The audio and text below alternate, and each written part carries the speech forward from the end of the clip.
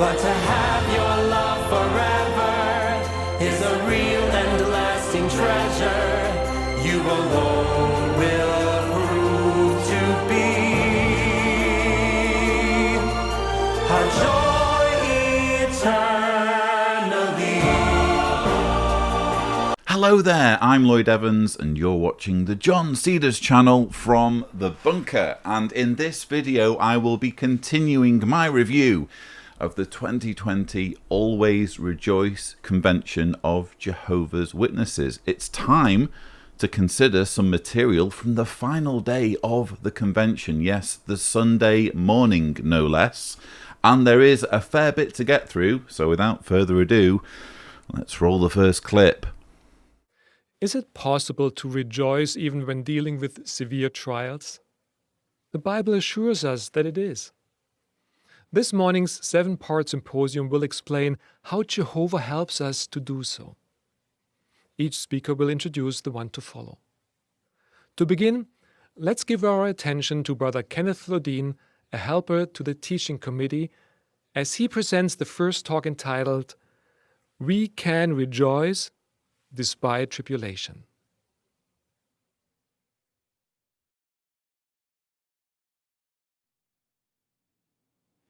Did you notice? In each of the titles of our symposium talks, it uses the word despite. The English word despite can mean without being blocked or thwarted. So our ability to rejoice will not be blocked or thwarted. We can actually rejoice despite trials.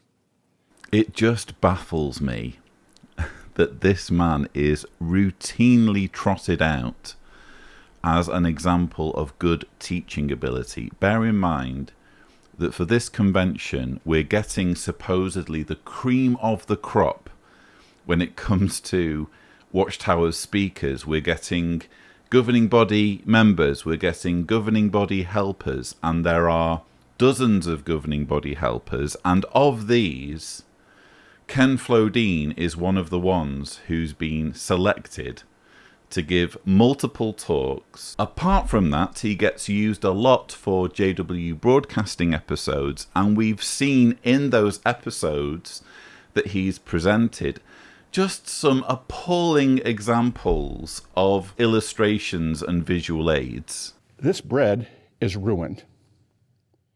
When Jehovah determines that someone has sinned against the Spirit, there's no forgiveness possible. That one's relationship with Jehovah has been forever ruined. Jehovah discards the person like a piece of garbage. This does not immediately damage our relationship with Jehovah, but if we continue to veer away from the leading of God's Spirit, we sadden Him. We grieve the Spirit. Satan is actually mass-producing worthless vessels that Jehovah cannot use. What could you do with this misshaped creation? Nothing. It is useless. At the outset, Romans 9:22 was quoted. Those who conform to Satan's system are referred to as vessels of wrath made fit for destruction. I don't think I'm being too unkind to say here is a man who is utterly uncompelling as a teacher, and yet already we've seen him used in this convention to give a talk on teaching. In fact, it was the Saturday morning when he gave the symposium item, "Experience the joy of disciple making, improve your skills, teaching with enthusiasm." Ken Flodine. Well, here's what I think. I think that Ken Flodine is a perfect example of someone who just isn't naturally good at teaching, but who happens to have worked his way up the hierarchy so that his loyalty and devotion to the organization is considered more when these assignments are being handed out than his actual teaching skills. He's actually on the teaching committee, so that immediately gives him a say in who gets to give these talks and who gets to present these videos. That's why I think we're constantly seeing him being used. And yet look at how he's introduced this talk, trying to define the word despite. In each of the titles of our symposium talks, it uses the word despite. The English word despite can mean without being blocked or thwarted. So our ability to rejoice will not be blocked or thwarted. We can actually rejoice despite trials. Now, I am admittedly no scholar when it comes to the English language and the various rules of English grammar, but it doesn't take a genius to know that despite does not mean without being blocked or thwarted. Despite is a preposition which means without being affected by or in spite of. It certainly doesn't mean without being blocked or thwarted. It's almost as though this man has sat down with the material, having been given the assignments to prepare this particular talk, and his go-to means of preparation is to say, I need to impress people with my knowledge. I need to go back to basics and explain what a rudimentary word means. Oh, look, this word despite pops up in all of the other symposium items.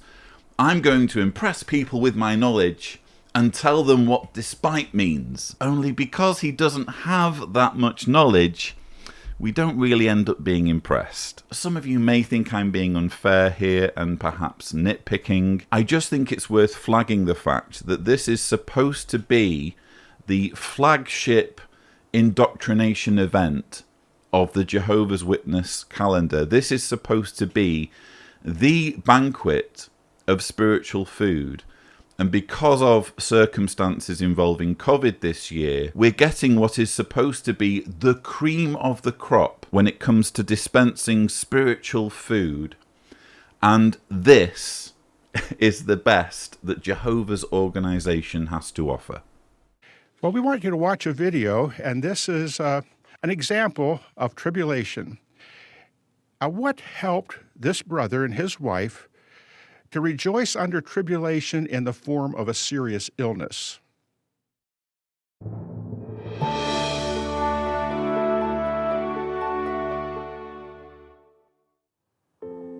For the last 45 years, I've been pioneer work, traveling work, and being in Bethel here for a number of years.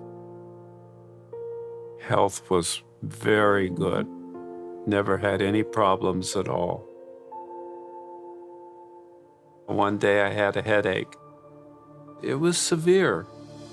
I really couldn't see clearly anything. We went to the Bethel doctor, and he referred us to a specialist. And the specialist gave us diagnosis of a very aggressive brain tumor called glioblastoma. From the very first time he got sick, the hardest thing was to see my husband become increasingly dependent upon me and upon other people. I didn't want this to define who we are. The brothers played a pivotal role in trying to help us. When I found out that I had to go in for surgery, gave me a scripture, and we prayed together, and I'll always remember that. It was a beautiful example. In my Bethel assignment in the service department, I have a brother or two who will come over and review a case that we're considering, and I get a lot of joy in that way. I'm very thankful that I can still do a little something to help. For me, because he's been humbled through this whole thing, it's been easier. My hope is strong, and I'm going to keep right on going this way and serve Jehovah right on into the new world or whatever comes.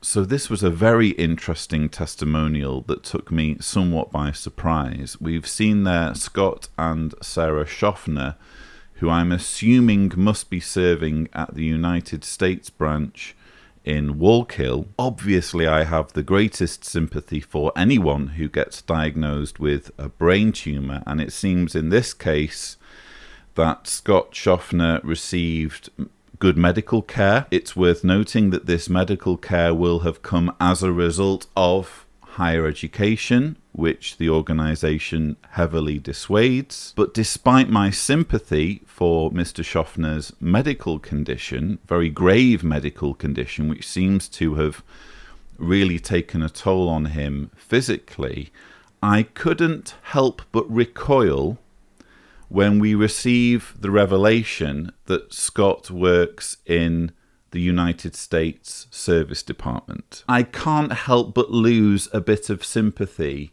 when I hear that, because we see there the conference table surrounded by elders who work on the service department. The service department at any branch is a house of horrors when it comes to the concealment of crimes. And again, I'm going to have to be very careful to stay on the right side of YouTube's algorithms. I don't want to go into the whole issue of child protection. You can see my videos on that subject if you want more information on where the organisation is failing in this issue. But it's been commented before on this channel that governing body members seem to routinely pass through this particular department almost as a proving ground, because if you can spend time in the service department and come face to face with the absolute worst that's happening in Jehovah's organization, not just horrendous things that individuals are doing, in this case in congregations around the United States, but the policies that allow these dreadful things to either continue or be covered up so that they don't come to the attention of law enforcement. If you can breeze through all of that and see all the skeletons in the organization's closet, then you are excellent governing body material, provided, of course, you consider yourself to be of the anointed. So when I look at these images of them sat around this conference room table, laughing and joking about something, probably genuinely considering themselves to be doing a service to the thousands of congregations over which they have oversight, I can't help but feel repulsed and sickened that this is where it's all going down. Each of these individuals sat around this table have some degree of complicity in the very worst things humans can do to each other, staying covered up and concealed, so that rather than these deplorable individuals being brought to justice, they can remain in circulation and they can accumulate more victims. Have you ever been distressed? Well, if you haven't, you're not human, because all humans suffer from some form of distress in the short period of life that we have this side of the New World. But what is distress?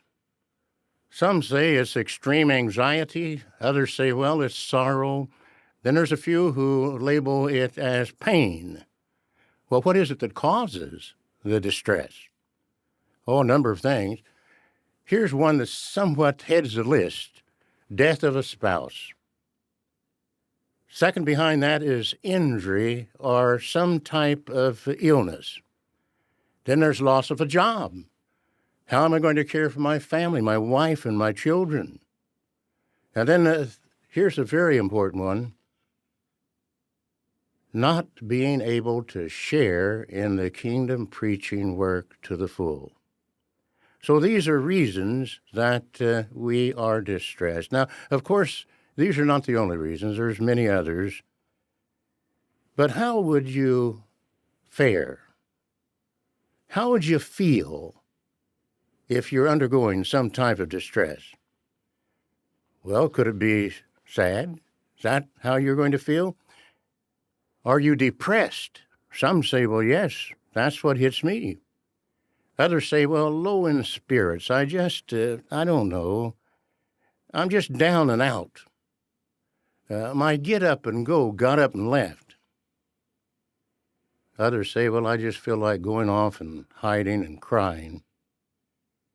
Well, that pretty well sums it up, but is it possible to rejoice when distressed? We may experience distress in the form of discouragement, and usually all of us have had that come into our life from time to time. There are so many things that can bring about discouragement. Here's something else, anguish over a lost loved one. Maybe a marriage mate has died. You've been together for many years, and like Jehovah said in the Garden of Eden, the two shall become one. And you know that's really what happened to you and your wife that you lost, or your husband that you lost. So you are somewhat low in spirits. You are blue. You're a little downhearted, gloomy, heavy-hearted, and yes, sad. Now, probably some of you are picking up on Samuel Hurd's comments there regarding depression. Mental health is a subject that the organisation has a very dubious track record on when it comes to dispensing advice to Jehovah's Witnesses, as anyone who watches my channel will be well aware. I will return to the whole issue of depression and mental health and the way the organisation responds to mental health. But first of all, I just think it's interesting to notice what Samuel Hurd considers to be the worst things that can happen to someone, because I think it's a very interesting insight into how, frankly, sheltered this individual is. He lives, after all, in essentially an ivory tower where he's surrounded by doting admirers, doting followers, people who are underneath him and who recognize his authority as a governing body member. He doesn't want for anything. Everywhere he goes, he has everything he needs. He lives a very sheltered existence. And I think that shows in his comments here. He asks the question, well, what is it that causes the distress? Well, a number of things. And then he gives a list, seemingly in terms of priority, as to what can cause the most distress. Here's one that somewhat heads the list: death of a spouse. Second behind that is injury or some type of illness. Then there's loss of a job. Here's a very important one: not being able to share in the kingdom preaching work to the full. Top of the list, or as he puts it, here's one that somewhat heads the list: death of a spouse. Here's one that somewhat heads the list: death of a spouse. Now, I've personally never had to deal with the death of a spouse, and I'm assuming the same can be said of Samuel Hurd. But if you were to ask me to come up with a list of the absolute worst things that can happen to someone, although death of a spouse would be quite high, I can actually think of worse things as a parent. And I'm sure my wife would say the exact same thing. I'm sure it would be very stressful for her if something were to happen to me, if I were to die. But I'm sure she would say that far exceeding the grief and the pain that she would feel if she lost me would be the pain and grief she would feel if she lost her children. Because, like the majority of the governing body members, Sam Hurd has never been a parent. This doesn't even feature on his list. Now, admittedly, he says these are not the only reasons.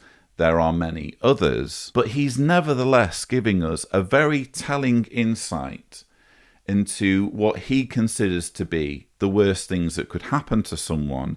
And again, because he's never had kids, because he isn't a parent, he doesn't even consider the possibility that losing your kids could be worse than losing your spouse.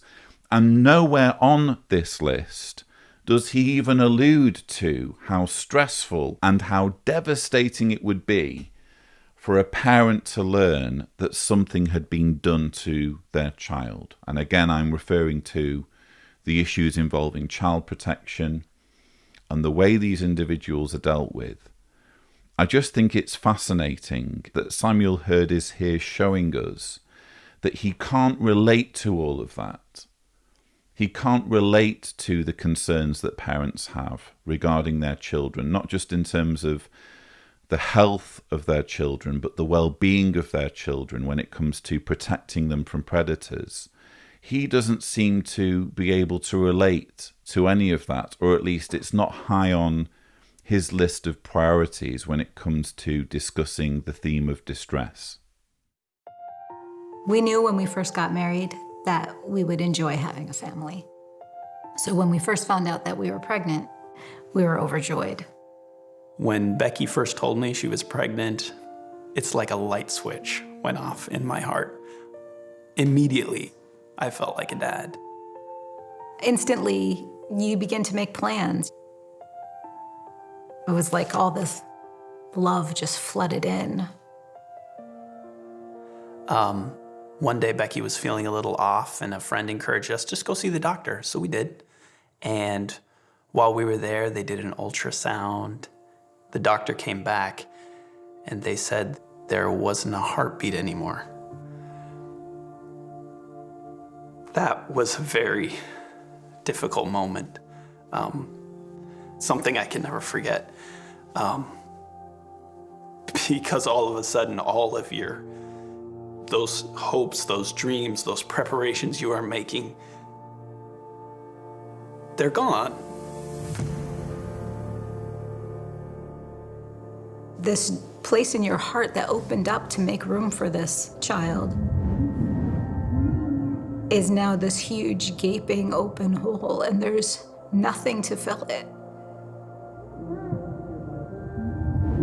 It just is an incredible emptiness. We didn't know what to do. But it was a meeting night, so we wanted to go to the meeting. It felt like the place where Jehovah's Holy Spirit is, and we wanted to be there because we knew we were not going to be able to survive this on our own strength. We needed Jehovah. After people learned that we had lost the baby, so many people shared a little bit of their experiences with me, which made us feel not alone, for sure.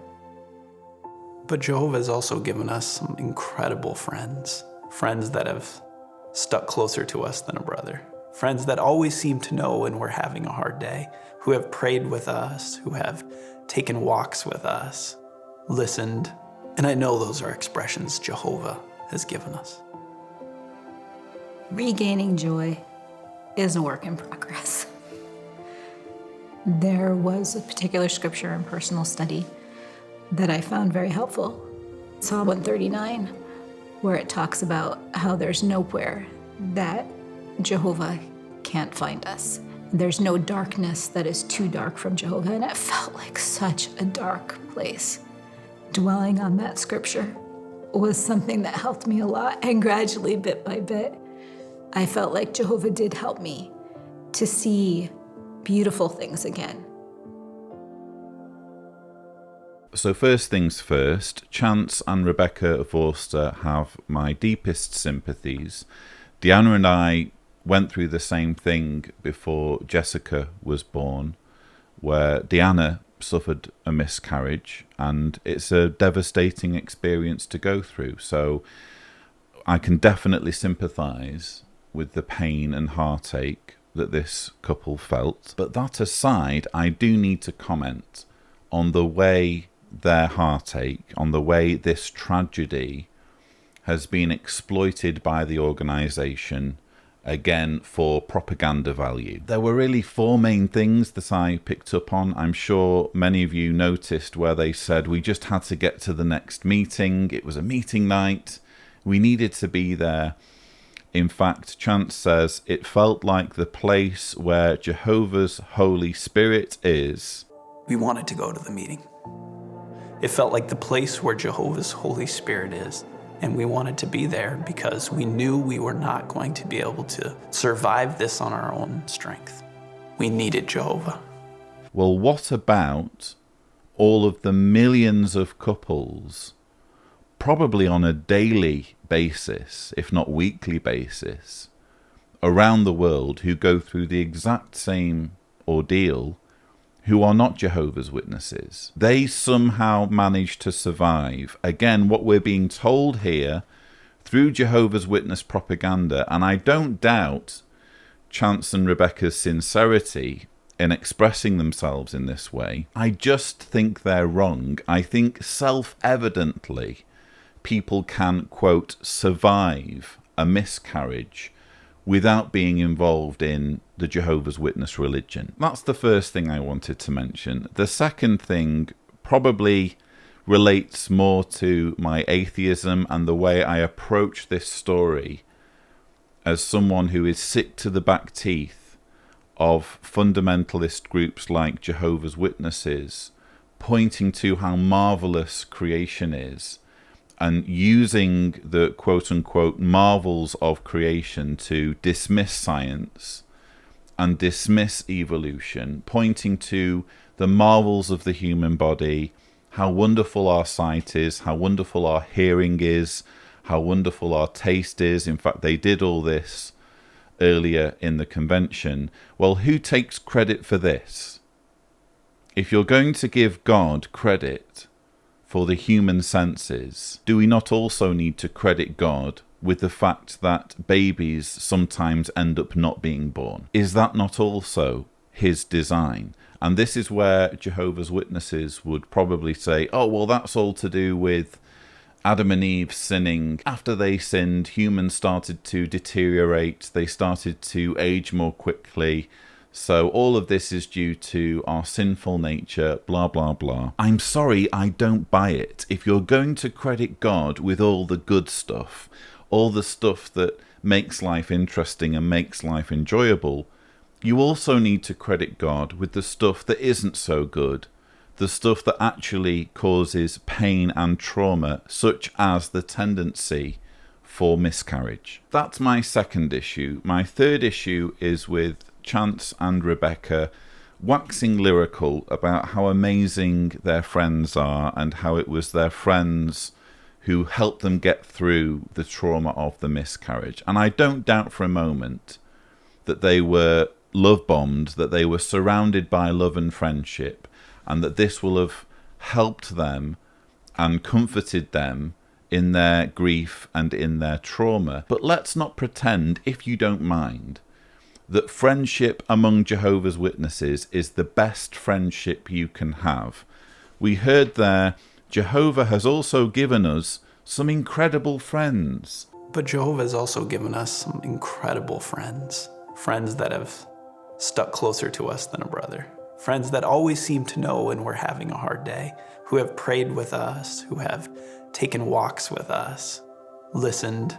And I know those are expressions Jehovah has given us. These are friends who would drop Chance and Rebecca like a ton of bricks if this couple ever stopped being Jehovah's Witnesses, if this couple ever found it difficult for any reason to recognize the authority of men like Samuel Hurd and his pals on the governing body, if they ever stopped viewing these men as the faithful slave, if they ever walked away from their beliefs as Jehovah's Witnesses, all of these incredible friends would just melt into the shadows and they wouldn't be there for them anymore. The friendship among Jehovah's Witnesses is entirely conditional, as we've heard evidence of throughout this convention, entirely conditional on people not just believing in God, not just even being a moral person, but specifically following and sticking to Jehovah's Witness teachings and beliefs. And my fourth and final point is this. Again, I have every sympathy for Chance and Rebecca Vorster, and despite the way their story has been exploited for propaganda purposes, I'm sure it will have been very therapeutic for them to remember their unborn child by means of this video. I'm sure that will have been a healing, cathartic exercise for them. Nonetheless, I can't help but watch this segment and compare it with the way the organization treated the memory of Jared Scepter. Now, if you want to know more about Jared Scepter and the video I'm referring to, please check out my video, The Martyrdom of Jared Scepter. This was a testimonial segment in a JW Broadcasting episode in which a couple who are now circuit overseer and circuit overseer's wife looked back on the time when they allowed their child to die, refusing a blood transfusion, when their child was, I think, 10 or 11. If their child had been allowed to live on, if their child had been given blood, he would today be my age. He wasn't given blood. Obviously, he didn't want blood because he had been indoctrinated to believe that he should refuse blood. Nonetheless, he was at an age where he should have been given blood anyway, because he was too young to know what his religion would be for the rest of his life. And in this video, Jehovah's Witnesses effectively celebrate the fact that he was allowed to martyr himself. And one of the most galling things about the testimonial was that rather than talking about Jared and how tragic it was that his life was cut short, instead it was all about the fact that the brothers rallied round and made sure they were given food and made sure the couple had everything they needed. I personally find it sickening that an unborn child is being given a better tribute, a better memorial, than the incredibly sloppy and insensitive way that Jared Scepter was remembered. Now, which provisions from Jehovah are helping you to rejoice despite any mental or emotional distress that you may be experiencing even now? Is it your relationship with Jehovah, the brotherhood, our hope, or is it something else? In addition to the provisions from Jehovah, consider these practical suggestions. Maintain a healthy diet. Coupled with that, get sufficient rest and get a measure of exercise. Now, you can make two lists. One of the problems that you can solve, and the other problems you cannot solve at present. Act on the first list and leave the rest in Jehovah's hands. Talk things out with an elder, or perhaps a mature friend, someone you're close to, and a parent. These are there to help us, and they're ready and willing to share the knowledge and the understanding that they have, and they'll do it generously with you. Realize that some forms of mental distress may require professional assistance. This is what Jesus said at Luke chapter 5, verse 31. Those who are healthy do not need a physician, but those who are ill do. Now, of course, that decision is up to you, but it's there in the Scripture. It may be that you need the help of a physician, someone who's qualified to look into certain matters. Please rejoice in knowing that you have Jehovah's approval. Don't doubt it, not even for a moment. Now, granted, it's not easy to deal with mental or emotional distress. But keep in mind that Jehovah understands, and he will help you to keep on enduring. And your loyal endurance brings Jehovah's approval, which is one of the greatest reasons that we have for rejoicing. know that God has not left you. You have His approval like a large shield surrounding you, and His blessing. So rejoice in that knowledge and keep on rejoicing despite distress. Now, it's not every day that I get to say positive things about my former religion, so brace yourselves. But I need to give credit where credit's due. I was genuinely surprised at what we've just heard there about mental health. He starts reeling off this list of things that Jehovah's Witnesses suffering with depression can do. Maintain a healthy diet, get rest, get a measure of exercise, make lists, talk things out with an elder, or perhaps a mature friend, someone you're close to. All of this is typical of the advice that Jehovah's Witnesses struggling with mental health have been receiving for decades. And as a recent example of some truly appalling advice along those lines, in other words, advice that doesn't mention or doesn't prioritize going to see a mental health professional, check out my rebuttal to this JW Broadcasting episode, which was hosted by, I think, Ronald Curzon, where again, just appallingly negligent advice was given, where the most obvious path for relief was omitted, and it was all about increasing your service to Jehovah, making sure you busied yourself in Jehovah's service. And here, finally, we have emphatic advice telling witnesses that they shouldn't feel ashamed to go and see a physician or someone who is qualified to treat mental health problems. So Samuel Hurd says there, realize that some forms of mental distress may require professional assistance. Realize that some forms of mental distress may require professional assistance.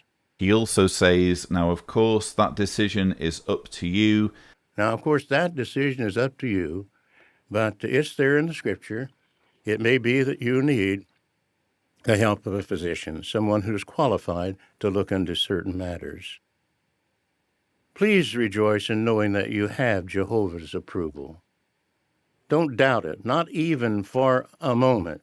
Now, of course, we should look at this in context, because the plain and simple truth is Samuel Hurd would not need to reassure Jehovah's Witnesses and tell them not to worry, not to doubt themselves in this area, if not for the fact that over many decades, the advice given by the faithful slave to witnesses has largely omitted this vital component of go see a psychologist or a counselor or a psychiatrist. There has been the occasional language along those lines, but it's always been very guarded, basically making witnesses feel as though it's the last resort, only something that they should pursue where everything else has failed. And also, witnesses have been encouraged to make sure that whoever they select for their therapy or for their counselling is sympathetic to their religious views, because you can imagine any number of scenarios in which a Jehovah's Witness goes to see a counsellor or a therapist, and the counsellor or therapist is able to help them identify the religion itself as a cause of stress and anxiety in their lives. Again, credit to Samuel Hurd that we don't see that sort of caveat in his talk. I genuinely welcome the fact that millions of Jehovah's Witnesses are here being told, don't feel ashamed, don't have any doubts in your mind. If you're having mental health problems, if you're overcome by anxiety, you should absolutely feel as though you can approach a physician or a counselor or therapist for help with your problems. With all that said, this cannot be a one-off. So this can't be the only time that we hear language like this, when it is such a dramatic U-turn over what the organization has said in its publications over many decades. So my praise for Samuel Hurd on this issue is heavily guarded. Having given Jehovah's Witnesses the right advice on mental health in this convention, the organization now needs to stay on message with this and make sure that any future references to mental health, whether in the written publications or in videos or whatever, are in harmony with this advice. Now though, it's time to move on in the symposium. The next speaker is governing body member Garrett Losch. He's going to take us through the theme, We Can Rejoice Despite Persecution. Since the beginning of Christianity, Christians have been persecuted. Please locate with me 2 Corinthians chapter 11. Paul experienced the persecution and referred to it in 2 Corinthians chapter 11, verses 23 to 25. And it says, "Are they ministers of Christ? I reply like a madman, I am more outstandingly one. I've done more work, been in prison more often, suffered countless beatings, and experienced many near deaths. 5 times I received 40 strokes less one from the Jews. 3 times I was beaten with rods. Once I was stoned. 3 times I experienced shipwreck. A night and a day I have spent in the open sea." Shortly after recounting his many difficulties, in chapter 12, verse 10, Paul wrote, "So I take pleasure in weaknesses, in insults, in times of need, in persecutions and difficulties for Christ. For when I'm weak, I am powerful." Of course, Paul took no pleasure in persecution itself, but he rejoiced because of what can result from it, contributing to Jehovah's vindication. Find Philippians chapter 1, 14, and then verse 18. Persecution gives us also an opportunity to see Jehovah act in behalf of his people and magnify his name. It can lead to a fine witness. In Philippians 1, verse 14 and 18, Paul wrote, "Now most of the brothers in the Lord have gained confidence because of my prison bonds, and they are showing all the more courage to speak the word of God fearlessly."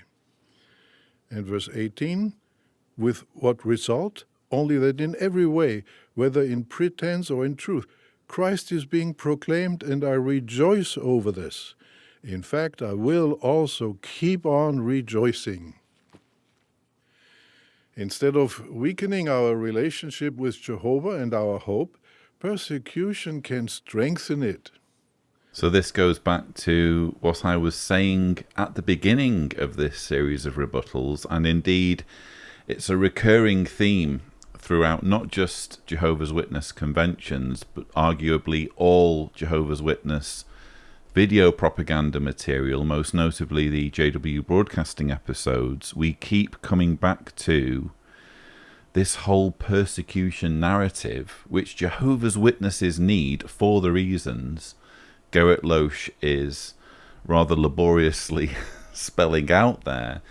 It seems that you can't be a true Christian if you follow the example of the Apostle Paul without receiving some form of persecution. So persecution is needed in order for Jehovah's Witnesses to feel as though they have the truth, they have the one and only interpretation of Christianity. So of course they are going to leap on any example from around the world, past or present, of Jehovah's Witnesses being persecuted. The trouble is, as I've said before, Jehovah's Witnesses are far from unique when it comes to religious minorities receiving persecution, mostly at the hands of totalitarian regimes. All you need to do is pay some attention to what's happening with religious minorities around the world. We have the Rohingya people in Myanmar. We have the Uyghur Muslims in China. We recently had the Yazidis in ISIS-occupied parts of Iraq. There's example after example of religious minorities being persecuted by, quite frankly, thugs, by regimes that have got into power and fail to respect people's rights to religious belief. Particularly in the case of Russia, there's an example of a regime that is itself fairly cult-like and has identified Jehovah's Witnesses as a people who will not respond to efforts to control them in the same way as other religions in that country. It's extremely disingenuous to cherry-pick examples from totalitarian regimes, past and present, and pretend that this is typical for the way Satan's system of things will treat Jehovah's Witnesses, when the reality is that Jehovah's Witnesses get quite an easy ride, certainly in the Western world, where authorities are becoming increasingly aware of the many abusive elements of Jehovah's Witness worship and seem to be turning a blind eye to it all. But the governing body is quite happy to have it both ways. They're quite happy to jump up and down over what's happening in Russia because it suits their narrative, while at the same time benefiting from their organization being treated with kid gloves in Western countries. Now, please turn to Romans chapter 8, verse 20 and 21. The great crowd of Jehovah's Witnesses today hope that Jehovah will reward them in an earthly paradise. Paul pointed to that hope when he wrote in Romans chapter 8, verse 20 and 21. For the creation was subjected to futility, not by its own will, but through the one who subjected it on the basis of hope, that the creation itself will be also set free from enslavement to corruption and have the glorious freedom of the children of God. However, when Paul said in Romans chapter 12, verse 12, rejoice in the hope ahead, he meant the heavenly hope. But the other sheep also can rejoice in the hope that's ahead of them. So then we can all rejoice triumphantly. The world's hope is dark. Your hope is bright. The world's hope is collapsing. Your hope nears fulfillment. The world's hope is based on credulity. Your hope is based on faith. The world's hope leads to disappointment. Your hope leads to success. For with the new world so very near, our fondest hopes, whether heavenly or earthly, will soon be realized to our eternal satisfaction.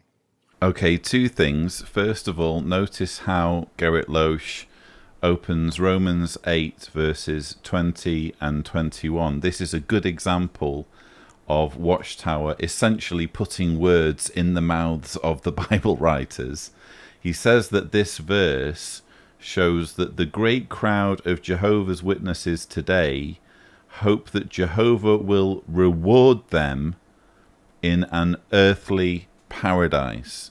So to support what he's just said, he opens Romans 8, 20 to 21, which, no surprises, contains absolutely no language whatsoever about an earthly paradise. Again, great example of the Bible being made to say things that it just simply doesn't say.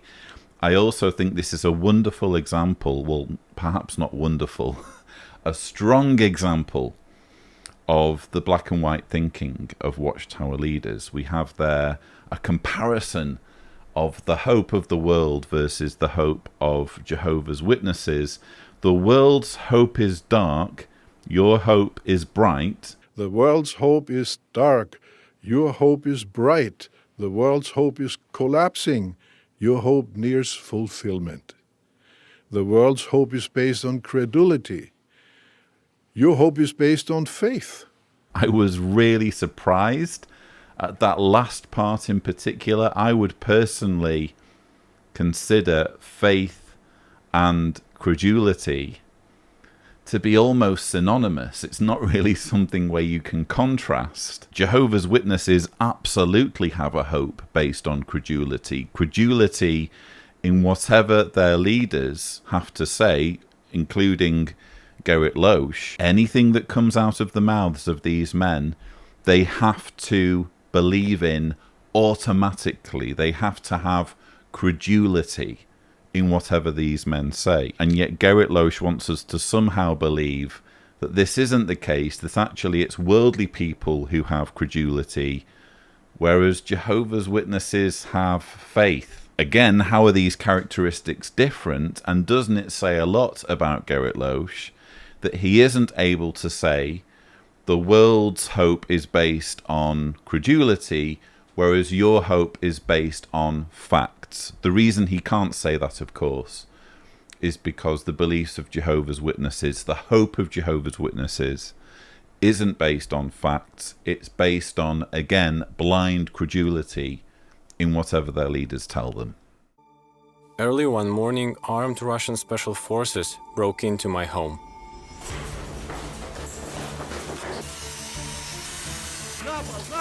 They handcuffed me and searched my place. They took me to the FSB office for interrogation. 2 days later, the court sentenced me to pre-trial detention.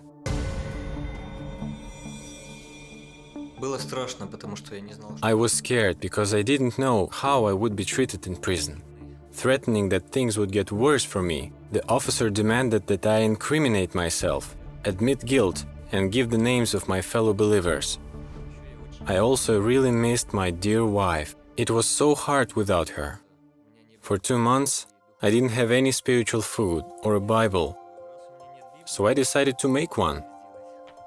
My wife sent me a notebook, and every day I wrote down verses that I was able to remember.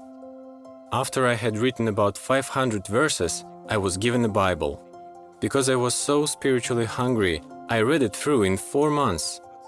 During this time, I wrote letters to my wife and friends and shared interesting things that I learned from my reading. Pre-trial detention isolates a person from society, but it's impossible to isolate someone from Jehovah. Throughout the day, I prayed to Jehovah many times, but I especially waited for bedtime. When everyone was in bed and only the nightlight was on, I could talk to Jehovah as much as I wanted. There were times when I was all alone in the cell, and of course, I took advantage of the situation. I would get down on my knees and would literally cry as I prayed to Jehovah. I decided to write my requests to God on a sheet of paper and then mark off the ones that He answered. I was convinced that Jehovah was very close to me. I also quietly sang our songs throughout the day, but when I was all alone, I sang at the top of my voice. I also tried to give a witness whenever possible. We discussed a variety of topics, everything from tattoos to the King of the North. All my fears and anxieties were for nothing. I was in detention 343 days, and not even a hair fell from my head. This was the most interesting year of my life, an excellent school to help refine my spiritual qualities. I have never felt so close to Jehovah. What a great honor to uphold God's sovereignty in this way. If you are enduring persecution, be assured that your brothers, not only your friends, not only brothers in your congregation, but all around the earth are praying in your behalf. Angels observe you and feel proud if you stay faithful. You can greatly contribute to the encouragement of the faithful angels. Again, you have a perfect example of Jehovah's Witnesses being whipped into a frenzy of paranoia and fear over the prospect of Satan's world coming for them, which Jehovah's Witnesses will believe will happen to all worshippers of Jehovah, not just in Russia, but all over the world, shortly before Armageddon, during the Great Tribulation. What's happening in Russia is the local regime is providing the governing body over in America with perfect fodder for extremely manipulative propaganda such as this, by the way they are treating individual Jehovah's Witnesses and denying them their rights of freedom of worship. I've said it before, this is persecution porn, and it's extremely regrettable. Well, it's regrettable that Jehovah's Witnesses in Russia are suffering in this way, although it seems in this particular instance Konstantin hasn't necessarily suffered as others have, which I'll come to.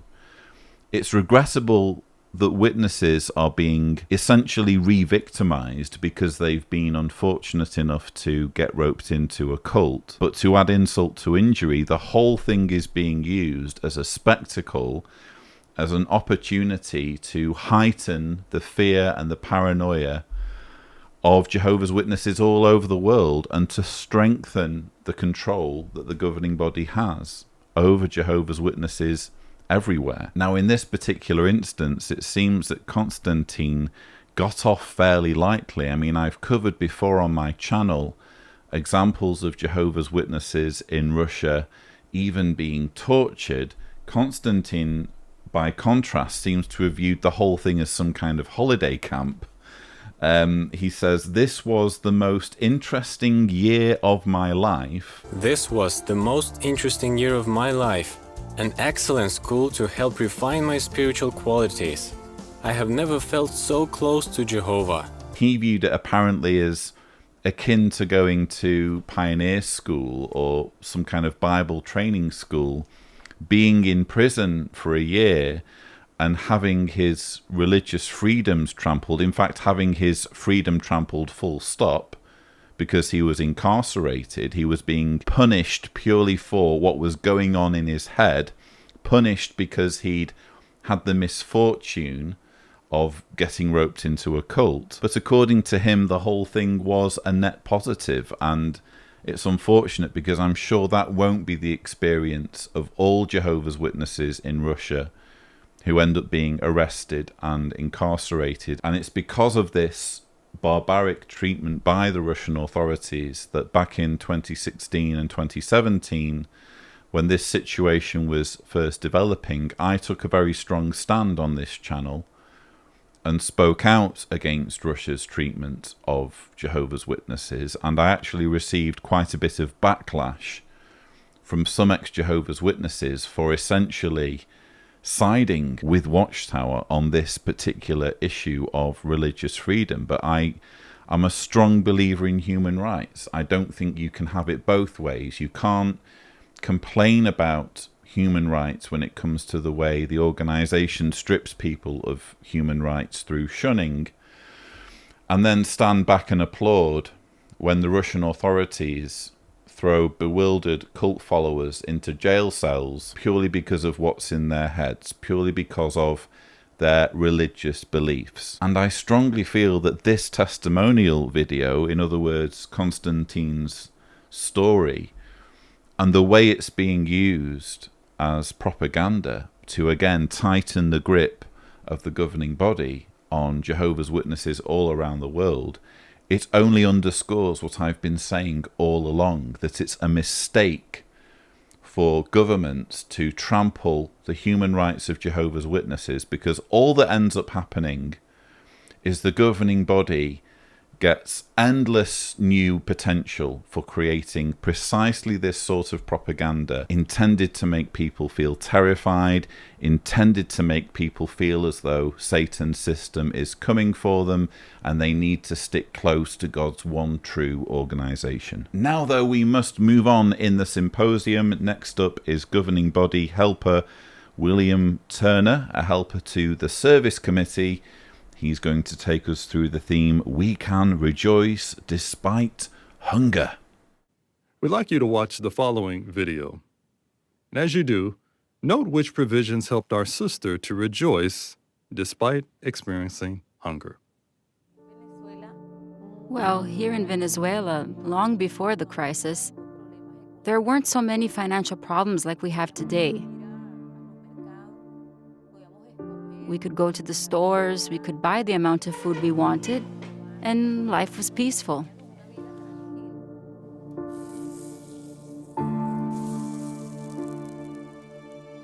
For us, the situation started to get really bad 5 years ago. It was hard to get any food at all, even basic items. When it came time to buy something, well, it was all gone. There were 2 elders that I can say were checking on me almost daily, always asking how much food I needed. When I prepared it and served it, my main concern was that my children would get enough. I always gave them more food. Even though my youngest boy would ask, "Mommy, is that what you're going to eat?" I would tell him, "Yes, dear, I'm fine with this." Then he would say, "I don't think so." I would think, I can handle this, but the amount that I was eating just wasn't enough for my body.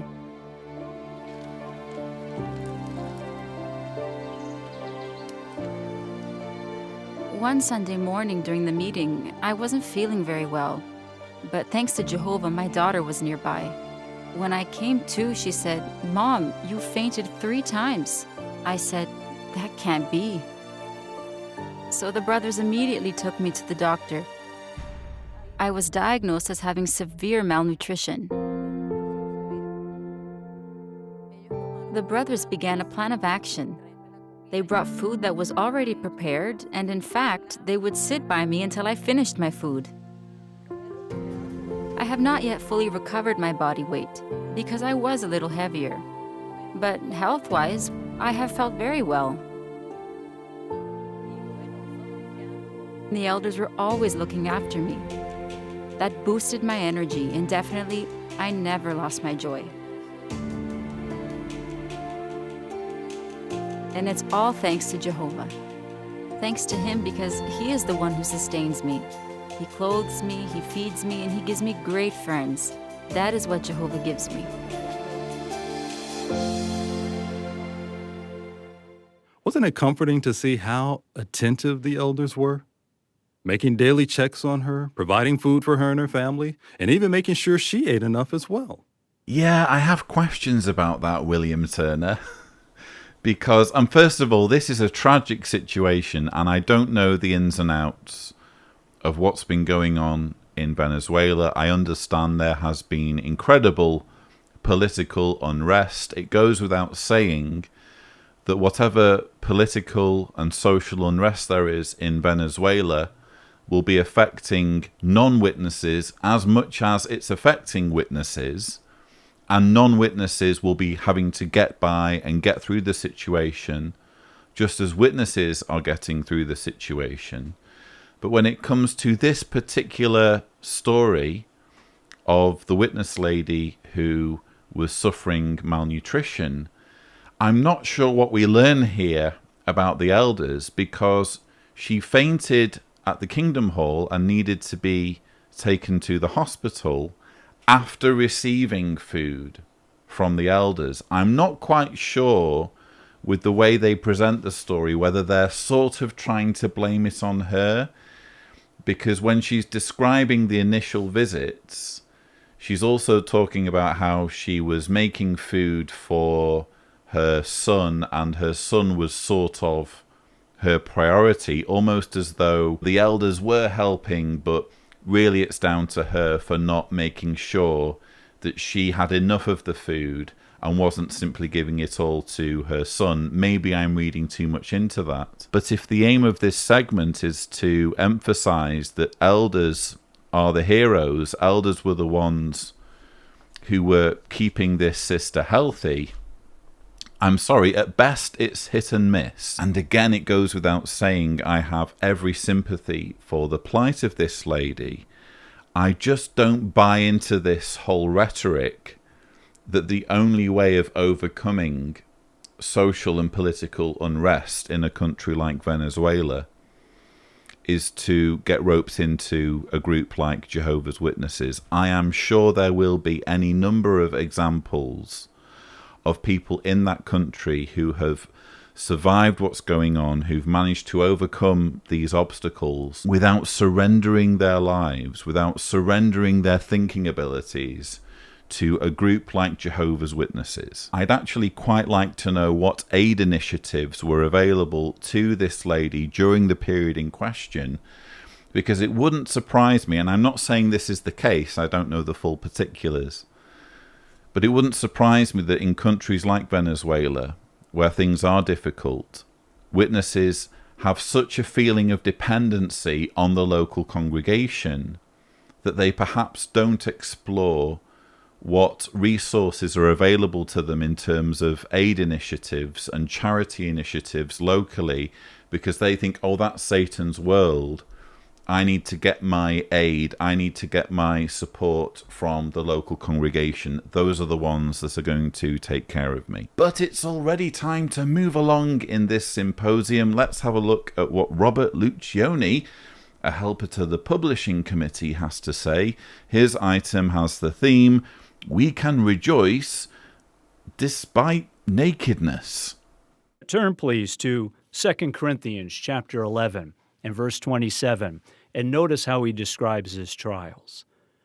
2 Corinthians 11:27, "In labor and toil, in sleepless nights often, in hunger and thirst, frequently without food, in cold and lacking clothing, or nakedness, as the footnote says."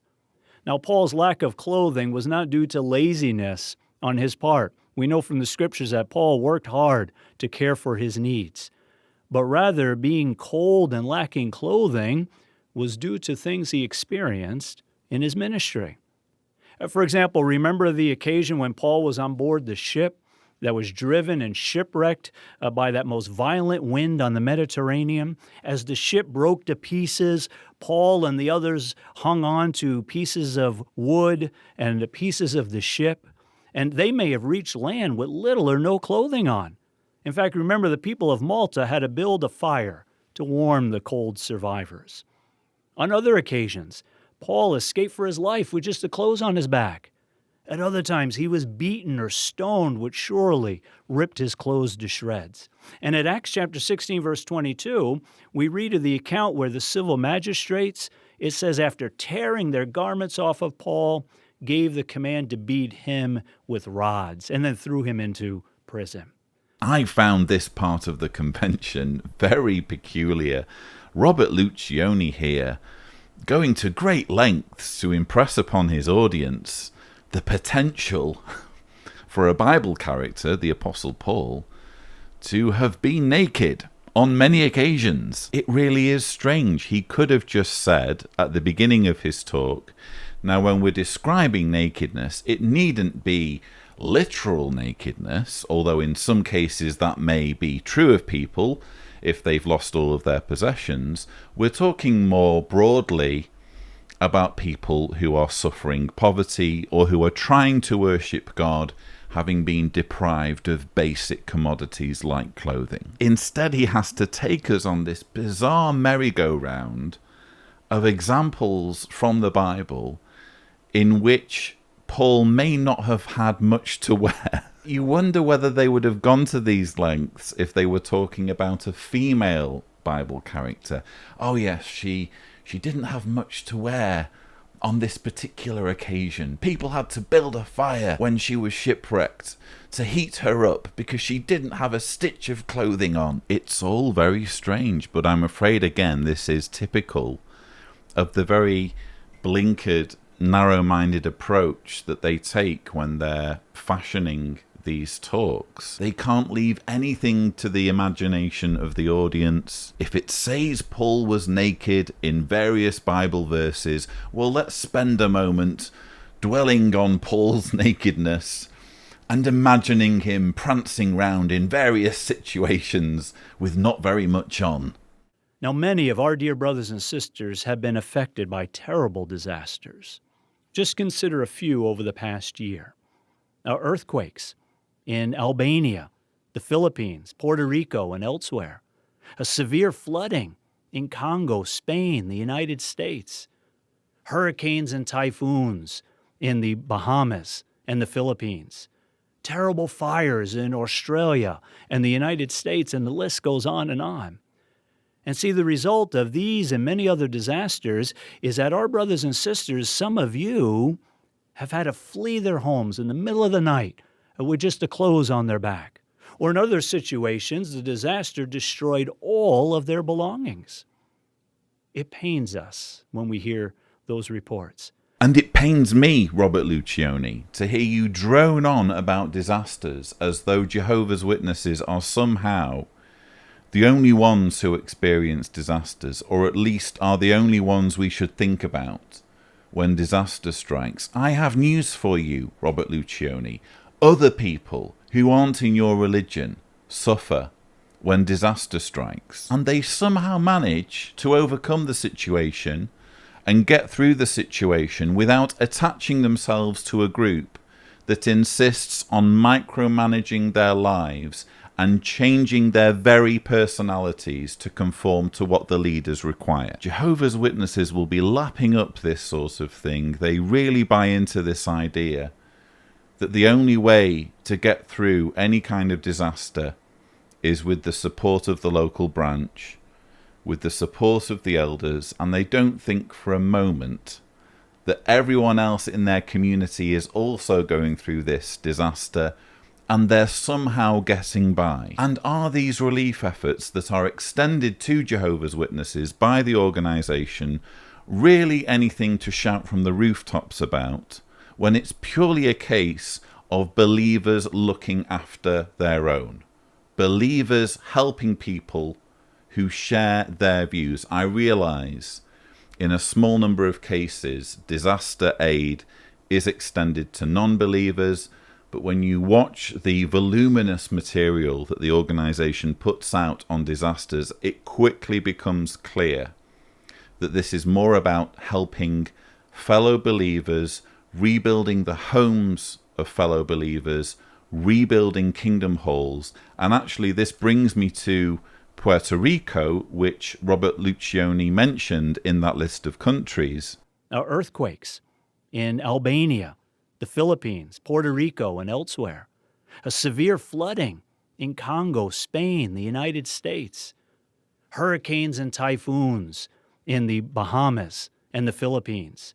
Incidentally, you'll have heard the Philippines mentioned in that list of countries. I've already had a bit to say on what happened in the Philippines and the fact that, in my view, Jehovah's Witnesses disproportionately died in that country because for whatever reason they weren't heeding the official direction to evacuate the coastal areas due to a tidal surge. Instead, they seemed to be huddling together in their kingdom halls as though their kingdom halls could somehow provide them with protection. In any case, Puerto Rico was also mentioned on that list, and I've discussed in previous JW Broadcasting rebuttals how that highlights exactly what goes on, exactly Watchtower's mentality when disaster strikes. It's not just about helping the brothers. It's not just about bringing physical or, as they put it, spiritual relief to the brotherhood. In the case of Puerto Rico, the organization exploited a natural disaster in order to line its own pockets. We've heard evidence through Watchtower's own propaganda that in the wake of Hurricane Maria hitting Puerto Rico, 100 new kingdom halls were built for Jehovah's Witnesses on the island. And yet, as I showed in this video, shortly after the kingdom halls were rebuilt, half of them were put up for sale by the organisation. They'd brought in all of these witness volunteers thinking that they were rebuilding the kingdom halls of the local witnesses, only for half of them to end up on real estate listings. In other words, the organisation thought, here's an opportunity to sell a bunch of property that we are rebuilding using volunteer labour. I don't know to what extent that's been done in other countries. Robert Lucioni mentions here various countries, including Albania, Congo, Spain, etc. Who knows what they've been doing when disasters have struck in those countries. I just know that in at least one of those parts of the world, Watchtower really can't hold their heads high in the way they handled themselves. It was really very exploitative. Well, one thing you have to understand about living in New York City is that it's a very fast-paced life. So you got to keep up with that lifestyle. We were doing pretty fine, and we were happy. Pioneering, working, and just trying to survive in New York. Some of the things that you usually have to worry about is your safety, being careful of your surroundings. But hurricanes is just something we never considered. It's something we never had to worry about.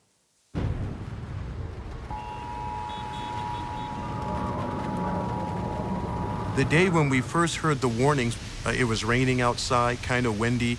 We saw the water coming into the parking lot where our apartment was. And that's when I realized something was about to happen. We got out with the clothes on our back. It was just total devastation. You'd lose everything. One single night. Never had any thought that water would come into our place and destroy everything from our material possessions to our clothes. And I truly felt what it was like to be destitute. It just broke my heart. And all I could do was wonder, where do me and my wife go from here? Our assembly was scheduled for that weekend. I didn't even have a suit jacket or a tie. I think I probably took for granted something simple as clothing. I always had it. But the brothers and sisters stepped in to assist in so many different ways. I would hear a knock on the door that Friday with 3 suits and shoes. They purchased clothing for us. It was the most unbelievable experience. These friends gave us big hugs, gave us envelopes. We are fully convinced we were clothed by Jehovah's love. We were able to go to our assembly, enjoy taking in spiritual food, even though we were in that situation. Even though we lost everything physically, we were still able to keep on pioneering, which we have been doing up to this day. Jehovah made a promise. Once we keep seeking first his kingdom, everything else he will take care of. And that's where my joy comes from. No matter what type of tribulation you go through in your life, even if it's to the point of nakedness, it will never, ever be able to stop or cut off the relationship that we have with our God, Jehovah. I can imagine it's possible to get through that whole situation and recover again without selling yourself to the organization, without saying, okay, you guys get to decide everything that I think and believe, even what my personality is, even what relationships I have with others. I'm pretty sure it's possible to get through a disaster of that kind. And there will be examples all around the community where this couple come from, if we were to do some digging, I'm pretty sure, of people who did get through it and are living as comfortably, if not probably in some cases more comfortably, despite never having given over their lives to the organization. Secondly, isn't it interesting that the emphasis on clothing, or the emphasis on making sure this couple weren't naked, seemed to be heavily towards getting them back out in the preaching work and getting them back in the Kingdom Hall. We're going to give you some suits, brother, so that you can continue worshipping Jehovah. I would hear a knock on the door that Friday with 3 suits and shoes.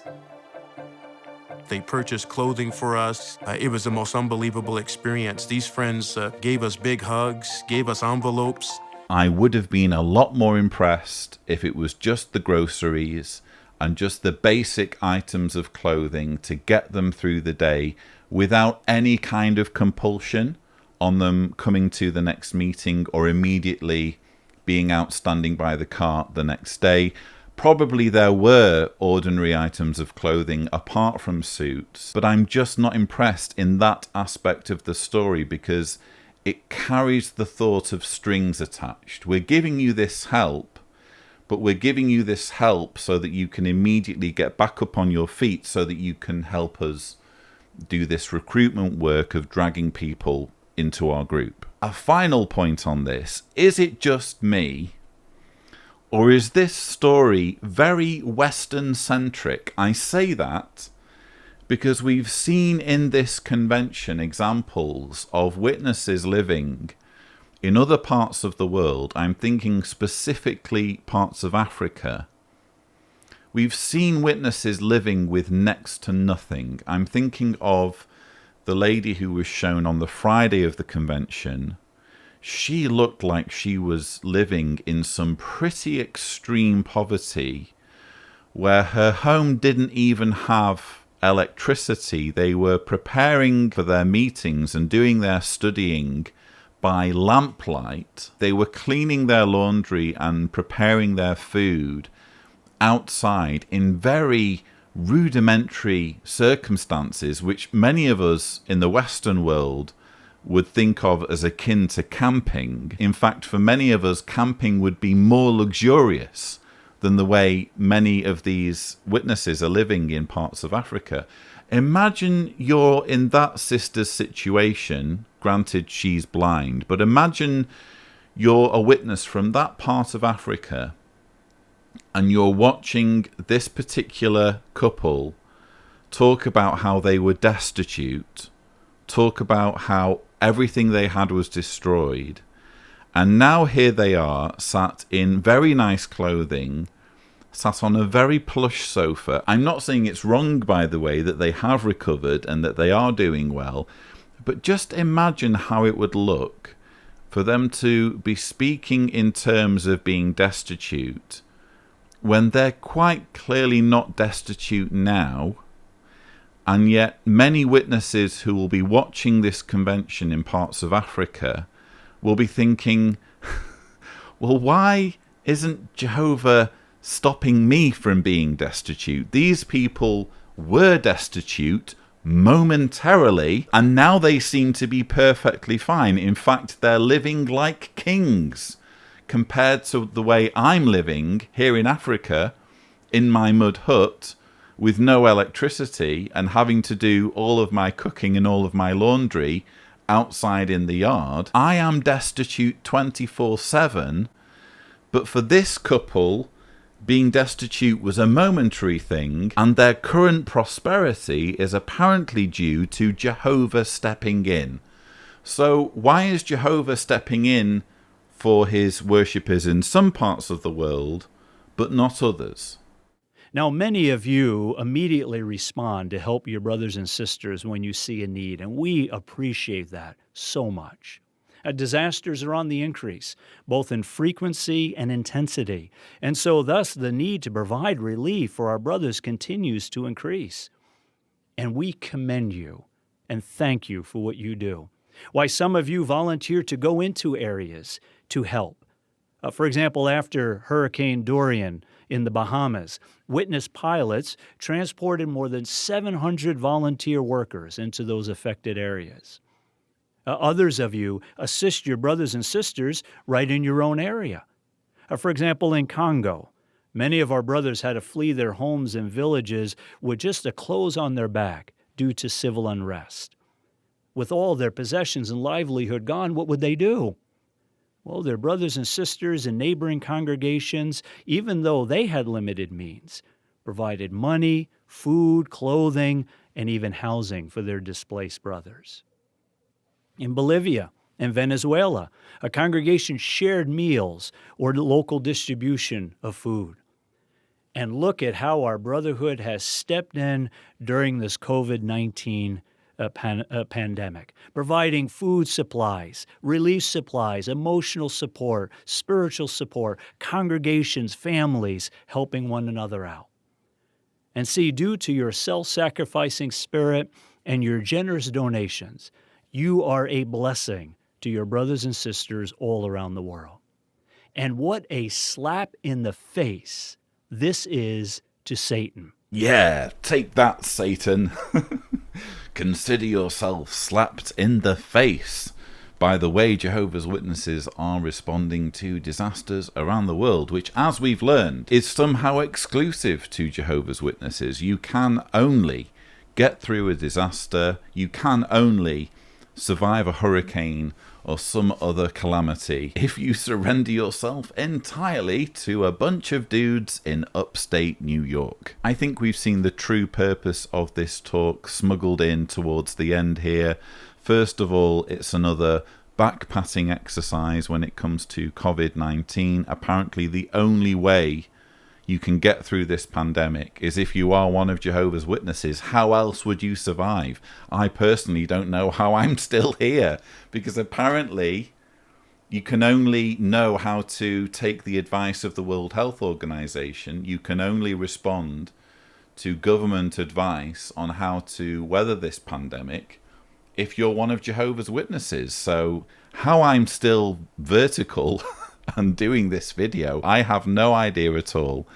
But seriously, it is rather annoying at this point that they are patting themselves on the back repeatedly simply for just doing what they should have done, which is listen to what the government is saying, observe social distancing, stay at home, be responsible. Apparently you need to be a Jehovah's Witness to figure all of that out. And ultimately, all of this stuff about disasters seems to boil down to an excuse to remind people about donations. We see at the end there, because of your self-sacrificing spirit and your generous donations. And see, due to your self-sacrificing spirit and your generous donations, you are a blessing to your brothers and sisters all around the world. I think ultimately that's what all of this is about. Disasters serve a purpose for the governing body, for Watchtower. Number one, they're an opportunity for them to show examples of witnesses rallying together despite difficulties, despite adversities. Watchtower gets to show in video after video individual cases of witnesses holding on to their faith no matter what. And secondly, it's a fantastic opportunity to remind witnesses to keep the donations coming, because how else are we going to pay for these marvelous relief efforts, which we will sometimes profit from, without the sustained generosity of you, dear brothers? Anyway, we must press on with our symposium. Next up is Brother Ralph Walls, a helper to the Personnel Committee. He's going to take us through the item, We Can Rejoice Despite Danger. Any of us can face dangers from robbers or the threat of physical assault, especially in times of civil unrest.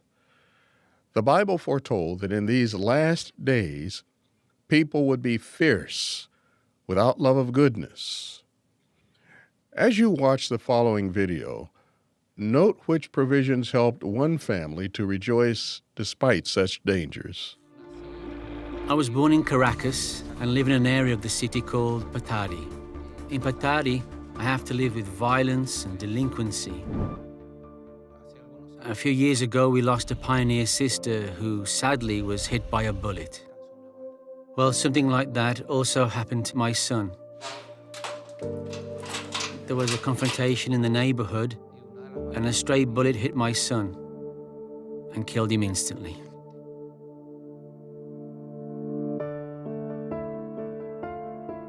That left such a void. It hurt me to go into his room and see his empty bed, and then to see his things, his shoes, his favorite clothes, see them in the wardrobe. Crying was inevitable. But these situations were very difficult to deal with at the time. But as soon as the congregation found out about the situation, Right away, they gave me support. They were there to help care for all the things you need to do when you lose a loved one. After going through all that, I was very afraid to continue going out in field service. I feared for my life and for the life of my family. I prayed to Jehovah, and Jehovah gave me practical wisdom to continue. Sometimes when I'm alone, meditating and thinking about my son, those memories return, and of course I have a setback, so to speak, and I begin to cry again. But keeping clearly in mind the promise of the resurrection is what motivates me to keep going.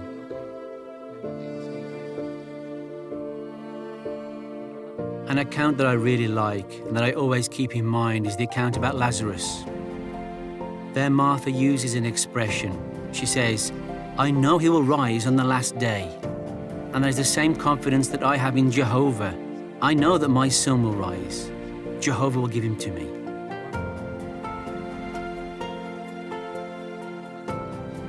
At the time that this terrible thing happened, it's true I lost my joy for a time.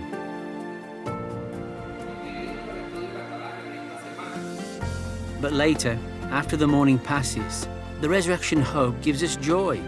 It's as if Jehovah speaks to me saying, "Keep calm." It's as if he gives me a gentle pat, telling me to keep going, and that's what will happen to you. Keep faithful and continue loyal, and I will give him back to you. I probably should have warned you. This is the worst part of the Sunday morning of the convention for me. This touches quite close to home for my personal experience with Jehovah's Witnesses, because I think that the way the bereavement process is hijacked by Jehovah's Witness ideology is absolutely appalling. First of all, let's rewind and just think about what's being said there about essentially the safety of witnesses. I can remember being asked about this when I was a witness by people at school. They were saying, surely it's dangerous, Lloyd, for witnesses to just turn up unannounced at people's homes. Do you not worry sometimes about your safety when you are turning up unannounced with the objective of trying to persuade people to get rid of beliefs that they hold very dear to them? And that was a question I was asked as a witness growing up in northern England. You can only imagine what problems there might be in other parts of the world where there is so much more volatility, where there is so much more, you could say, religious fervour. People take religion more seriously, and where violence is more widespread. I don't think it's something that gets discussed enough, quite frankly. The safety aspect of what witnesses are required to do, day in, day out. We heard from Anthony Morris that witnesses are expected to do this at least on a weekly basis if they want to avoid being themselves destroyed at Armageddon. What about the safety aspect?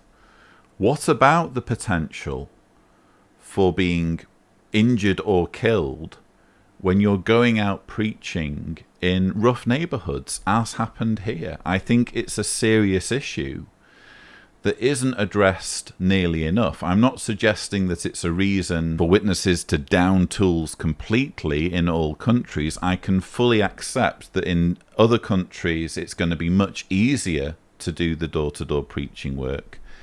I just think that the safety aspect of door-to-door preaching isn't given nearly enough attention by this organisation, and you always suspect as a Jehovah's Witness that this sort of thing is happening. You just don't hear that many examples, so that when you do hear an example, you might be tempted to think, oh, well, that's just a one-off. That's just an aberration. This sort of thing almost never happens. Well, we're not being given the statistics, are we? We're not in any position to know how frequently this sort of thing happens. But returning to the issue of the resurrection, look, I've spoken on my channel before about the death of my mother and how that played a big role in keeping me inside the organization, perhaps longer than I would have otherwise stayed inside, because I honestly believed that my only chance of seeing her again was to put all of my doubts to one side, because I had doubts from when I was about 19 or 20. Then my mother died when I was 21. And the way you're expected to process death as a Jehovah's Witness is to think, well, she's not quite dead. She's not dead entirely. She's alive in Jehovah's memory. And if I want to see her again, I've got to be in lockstep with the organization. I've got to be at the center of the organization, doing everything I can to support Jehovah's organization. That's exactly where this father seems to be. And it's really depressing to see a tragic event being exploited in such an overt way so that the man isn't allowed to fully grieve. The man isn't allowed to fully appreciate that his son is gone, which is devastating enough for a parent to go through that. And as I've said previously, I'm not sure that all members of the governing body understand just how traumatic an experience that would be, losing your child or having something unthinkable happen to your child. For me personally, it's the very worst thing. Well, I try not to imagine it, quite frankly. That's how bad it is. But for this to happen in this instance, and for the organization to add insult to injury by telling this man, yes, you'll see your son again if you carry on preaching, if you tread those same streets that were so unsafe for your boy, if you put yourself in harm's way so that the same thing could happen again to either you or your family, that's how you're going to see him again. It's just appalling. And I also think about my other relatives. I hope it's okay for me to mention that my wife's parents, who we're living with, they lost their boy, not in these circumstances, but they lost their boy when he was younger. And I'm sure this exact thinking is keeping them going, or is at least contributing to them sticking with this organization, so that their thinking becomes, oh, well, even if we have doubts that we're suppressing, if we want to see our boy again,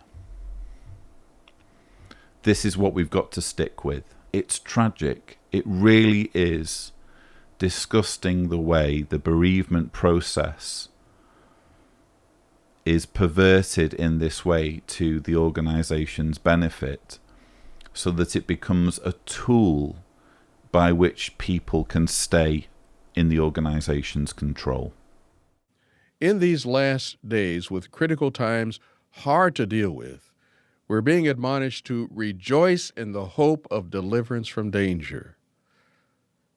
We long for the end of this wicked system, just as Habakkuk longed for relief from wickedness in his day. Let's look at Habakkuk chapter 1. Feel the stress that he felt as a result of the violence, quarreling, and oppression that surrounded him. He asks, "How long, O Jehovah? How long must I ask for help from violence? Why do you make me witness wrongdoing? Why do you tolerate oppression? Why are destruction and violence before me? Why do quarreling and conflict abound? Why? How long?" But note what he recorded in chapter 2, verse 3. "For the vision is yet for its appointed time, and it is rushing toward its end, and it will not lie. Even if it should delay, keep in expectation of it. For it will without fail come true, it will not be late. Like Habakkuk, we trust in Jehovah and have the assurance that he will soon end violence. This is exactly the sort of reasoning that keeps witnesses locked to the organization decade after decade, generation after generation, even though they've seen through decades of the organization's literature promise after promise. Oh, the end's coming. The end's just around the corner. The end is imminent. It's in our day. It's in our generation. Don't think about going through university or college education, because what's the point? The end is almost here. The end will be here before you can fulfill any career in Satan's system of things. That was in a 1969 Awake, by the way. And to condition Jehovah's Witnesses into shrugging off disappointment after disappointment, they trot out verses like this one in Habakkuk, which incidentally has given me yet another option for my new ringtone. Why? Delilah. Why? Delilah.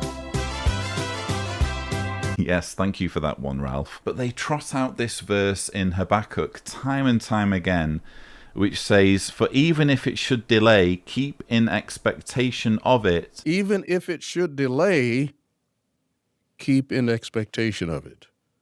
For it will without fail come true, it will not be late. Never mind that we've been predicting the end to come for decades and decades and decades, so that generations have lived and died in expectation of an Armageddon that was never coming. You just go ahead and make the exact same mistake they made by listening to us when we tell you, this is the one. Trust us, it will not delay, it will not be late, the end is just around the corner. I also found it fascinating where he said, like Habakkuk, we trust in Jehovah and have the assurance that he will soon end violence. Like Habakkuk, we trust in Jehovah and have the assurance that he will soon end violence. Yes, Jehovah's going to end violence by bringing Armageddon, an event at which nearly 8 billion people will be violently destroyed. He's going to end violence with the biggest act of violence the universe will ever have seen. But mercifully, it's time for the final installment of this symposium. David Schaefer, a helper to the teaching committee, is going to take us through the theme, We Can Rejoice Despite Sword. Let's go back to our theme text in Romans chapter 8 and verse 35. What is the answer to the two questions Paul poses here, namely, who will separate us from the love of the Christ? Will tribulation or distress or persecution or hunger or nakedness or danger or sword? The answer is found in verses 38 and 39. For I am convinced that neither death, nor life, nor angels, nor governments, nor things now here, nor things to come, nor powers, nor height, nor depth, nor any other creation will be able. Yes, death is not able to separate us from God's love that is in Christ Jesus our Lord. A temporary pause in the grave cannot extinguish Jehovah's love for his servants. Does Jehovah still love Abraham, Isaac, and Jacob? How about Sarah, Rebecca, Job, Moses, Daniel? What about all those who have died in prisons and concentration camps on account of their strong faith? Does Jehovah still love them? Of course he does. And he still loves the hundreds of brothers and sisters who have died in recent months as a result of COVID-19. He still loves your grandma, your dad, your sister. He keeps them in his memory. He'll call them back to life. And this fact helps us, dear friends, when we face the threat of death by sword, as Paul did. This is exactly what I was talking about, a repackaged version of the same control and manipulation that we've only just seen where witnesses are being reminded that the only way they can see their loved ones again is by giving everything to the organization and continuing on in this religion that is failing them generation after generation after generation, with broken promises after broken promises. Just stick with it, because we're the only way that you can see your loved ones again. That's essentially what David Schaefer is saying in his typically breathless talk here. Who will separate us from the love of the Christ? Will tribulation or distress or persecution or hunger or nakedness or danger or sword? Nor life, nor angels, nor governments, nor things now here, nor things to come, nor powers, nor height, nor depth, nor any other creation. Apparently he needs to speak at this ridiculous speed in order to get his point across. But he says it here very openly. He describes it as a temporary pause. A temporary pause in the grave. A temporary pause in the grave cannot extinguish Jehovah's love for his servants. Don't worry, it's not really death as you would normally think of death. It's just a temporary pause until they're brought back in the resurrection, when you get to see them again if you've been loyal to the organization. And then he makes it even more personal. He still loves your grandma, your dad, your sister. He still loves your grandma, your dad, your sister. He keeps them in his memory. He'll call them back to life. Yes, there's a future reunion waiting for you in paradise, where everyone you've ever lost is going to be there waiting for you. It's just down to you to make sure you do everything that the governing body expects of you, to make sure that you give your life in loyalty to their organization, and then you get to join the party. You get to be part of that paradisaic reunion. I'm telling you, it's one of the most repulsive parts of the Jehovah's Witness ideology, because not only does it stop people from grieving properly, it also, again, overtly hijacks people's grief and people's pain and exploits it for the organization's objectives. When everything falls apart and when everything around you is chaotic, the one thing you have is your relationship with Jehovah. My name is Bati Michael Dugbe. I was born in Monrovia, Liberia in 1980. Growing up in Monrovia before the war was an amazing time. I had wonderful parents. We grew up in a nice house, and we went to a great school. When I was 9 years old, everything changed overnight. There was reports of rebels trying to take over the government. Those reports alone made people panic. Businesses started to close down. Services were shut down. The lights, the power, the water, everything stopped. The next few years were really unstable. In 1996, things again fell apart completely. It was all-out war. This time the rebels were in the city. There was a lot of looting going on. There was a lot of shooting. The rebels, they were known for torture if people would not agree to fight with them.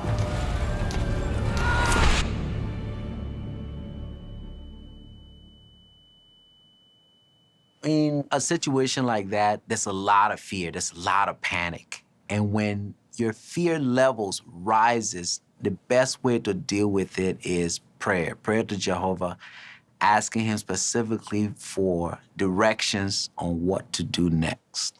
As the fighting escalated and it got closer to where we lived, it was no longer safe. We had to flee, and we ended up at the branch office. The brothers were very loving. They took really good care of us.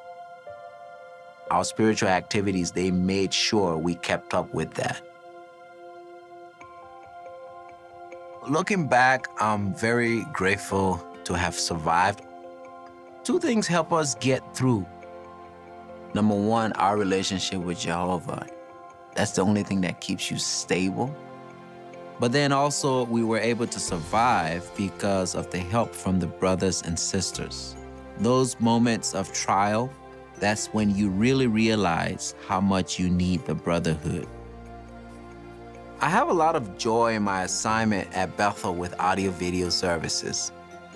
I love the brothers and sisters that I work with. It's all thanks to Jehovah that I'm alive and I get to serve him every day. This video reminds us that life in this system of things is fragile.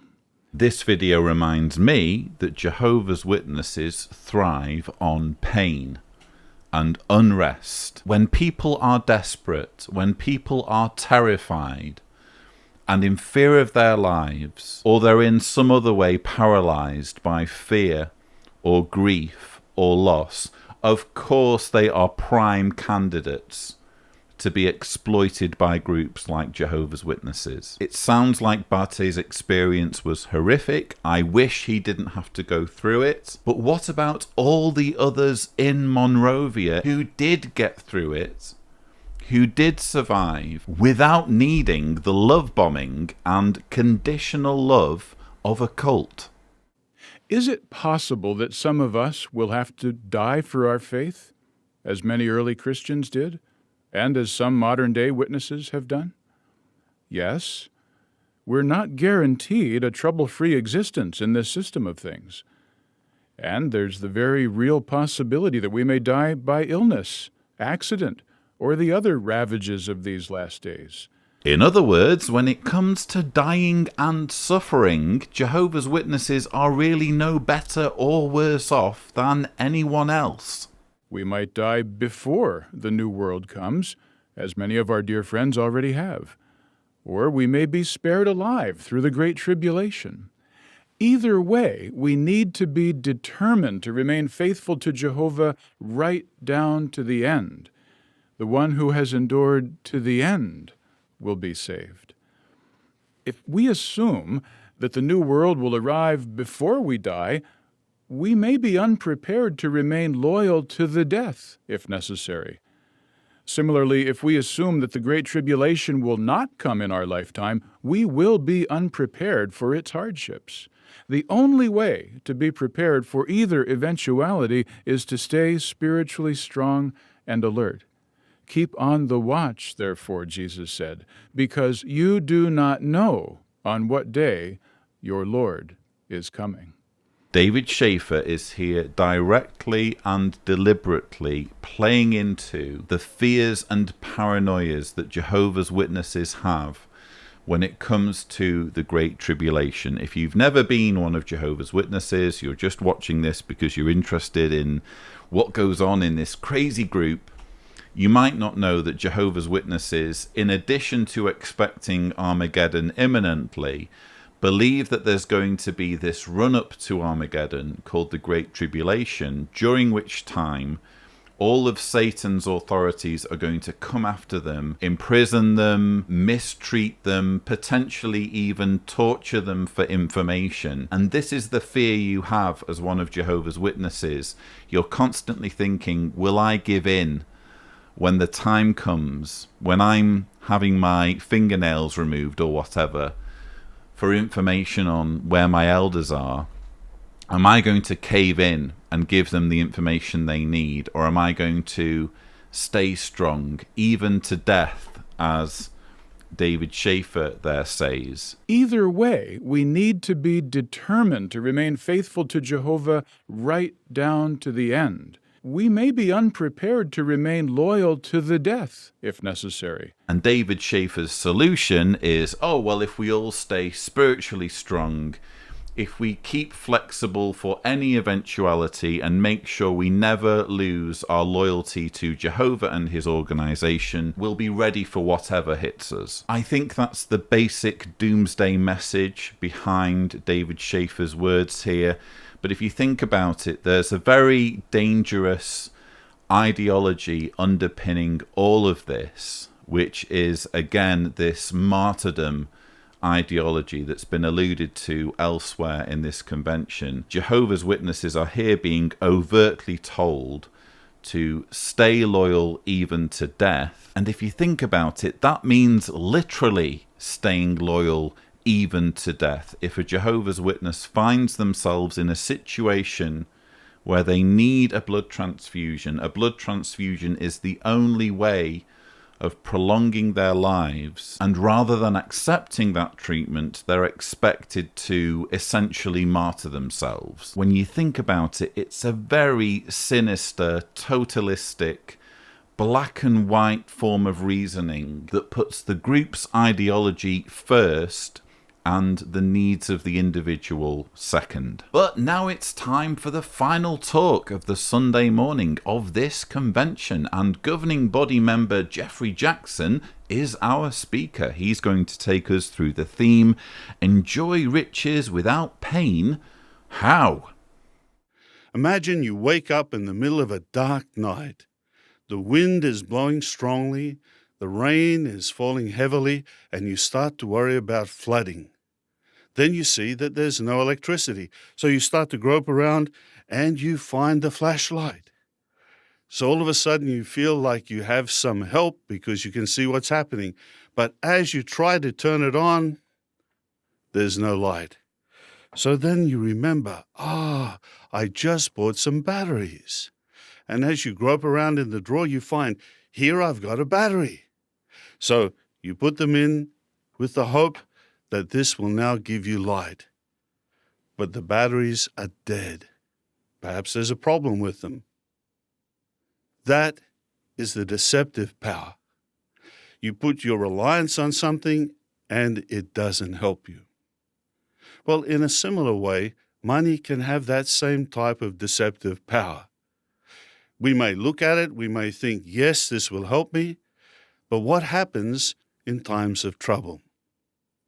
So the Bible helps us to see that money doesn't always give us the help that we need in times of problems. So please turn there to Proverbs 18 and verse 11. And notice this very interesting word picture that the Bible uses here. The wealth of the rich is his fortified city. It is like a protective wall in his imagination. Now that is very thought-provoking, isn't it? Perhaps we could illustrate it this way. A person may pay a lot of money every month for a security firm to care for his home and his family. And each night he may sleep very soundly. But what if he found out later that this was a fake company? There were no security guards. He was just paying money for nothing. That security would be only security in his imagination, wouldn't it? It reminds me, a number of years ago, someone gave me this banknote. And looking at it and reading it, it says, I promise to pay the bearer on demand $20 billion. Well, in outward appearances, it looks like I'm quite wealthy.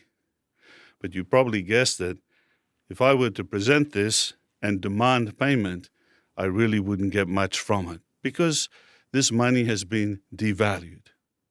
So in a similar way, just like the batteries that don't work, money at times does not give us the security that we want.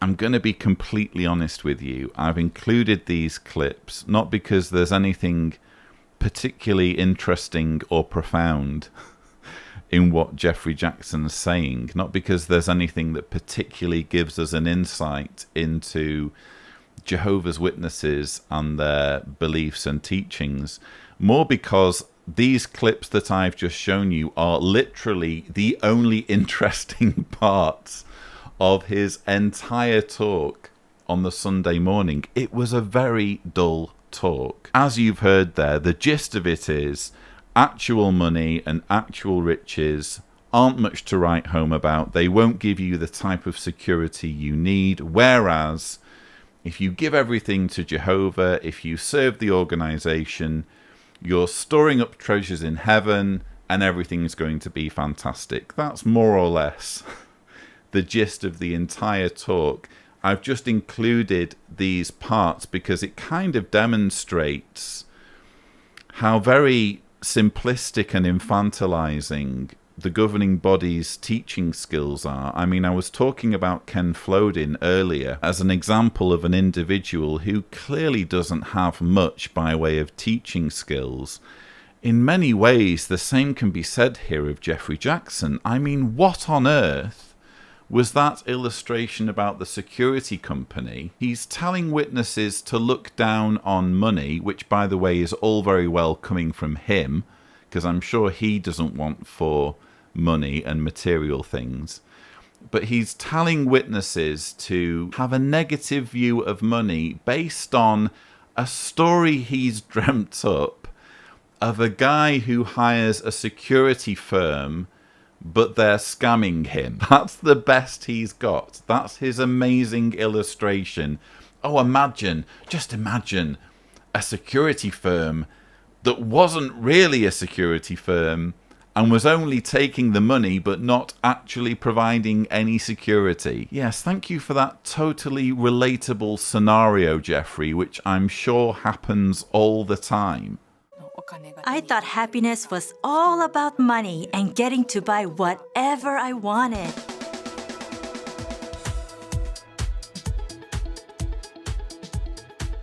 I was really into fashion. I was always thinking about what I was going to get next, and I didn't mind putting in extra overtime to get it.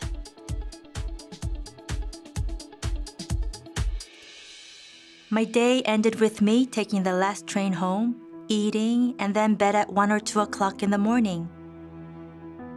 But this affected me mentally and physically. I'd wake up in the middle of the night with panic attacks. I felt so lost and confused. Everything I'd worked for was for nothing. I didn't show interest in anyone, not even my wife. All I ever talked about was work, and I showed a real lack of consideration for my wife. I was really blunt with her, and there was a constant back and forth between us. And we had a strained relationship. We weren't happy. We just felt stress, and more stress. Everything seemed pointless. I realized that I hadn't been caring for myself on the inside, so I decided to read the Bible all over again. I was especially moved by how Jehovah repeatedly tried to help the Israelites, despite all their failures. This reminded me that Jehovah had been expressing his love for me all along. I couldn't hold back my tears. I decided that I'd live the rest of my life for him. I adjusted my work and made the ministry the focal point in my life. When I get to share a Bible scripture with someone and see it make an impact on them, I feel truly happy.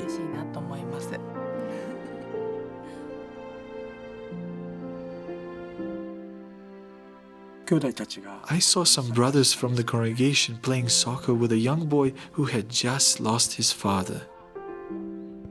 They were trying to comfort him by spending time with him. When I saw them showing personal interest in someone and considering others' feelings, it really impressed me, and I thought, I want to use my time like that as well. A scripture in the Bible says, there is more happiness in giving than there is in receiving. The more I practiced it, the happier I became. I became convinced that this really is the truth. Now, when my wife and I spend time together, I am better able to really understand her, and I've come to realize how much she means to me. I am so thankful that Jehovah has taught me the truth.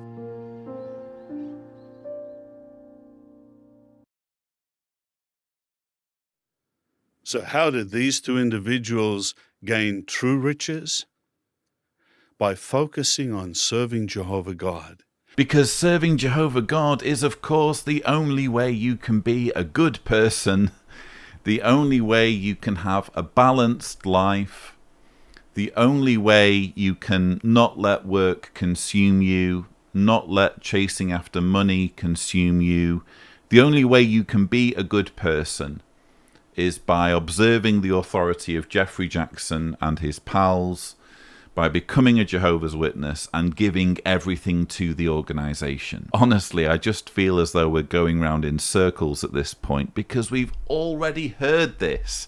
We've already had this on the Friday morning in that entire series of dramatizations showing the guy who was putting too much into his work, who was working overtime, who was chasing after money, and everything went badly for him. But when he put the organization first, everything was magically okay. They are just repeating themselves. They are putting Jehovah's Witnesses on this endless loop where the same information is being considered over and over and over again. But isn't that how indoctrination works, viewers? Isn't that how you manipulate people?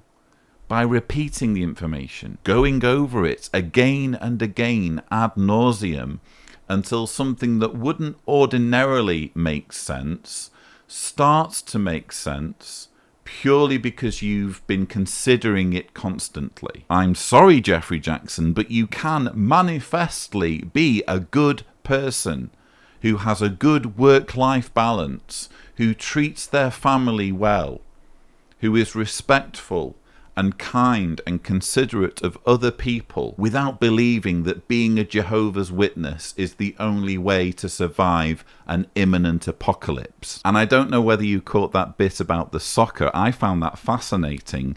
I saw some brothers from the congregation playing soccer with a young boy who had just lost his father. I saw some brothers from the congregation playing soccer with a young boy who had just lost his father. They were trying to comfort him by spending time with him. Haven't we heard in this very convention that it's wrong to pursue friendships with non-believers, even if they are moral, even if they have good moral values?